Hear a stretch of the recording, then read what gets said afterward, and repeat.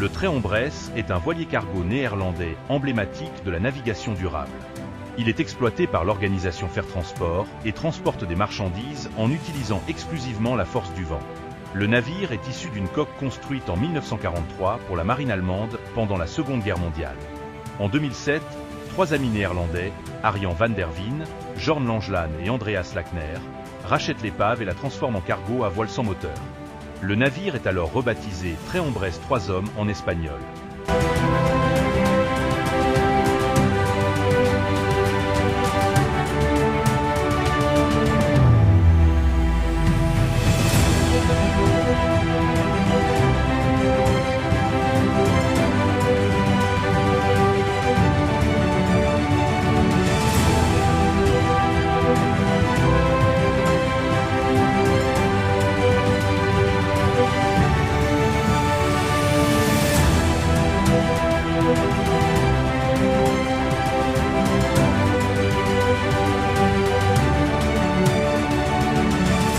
Bonjour à tous, bienvenue sur C17 Info en direct du bassin des Chalutiers où le Tréombresse, le voilier cargo sans moteur est arrivé à La Rochelle, je pense, hier.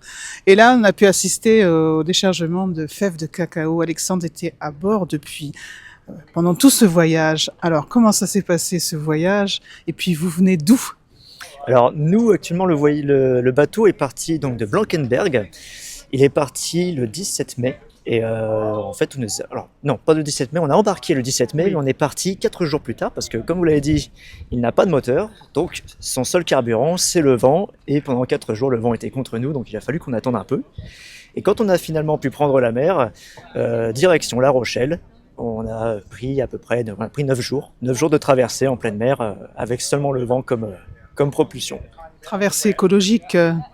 Et on voit aussi un déchargement complètement manuel et à la force des bras.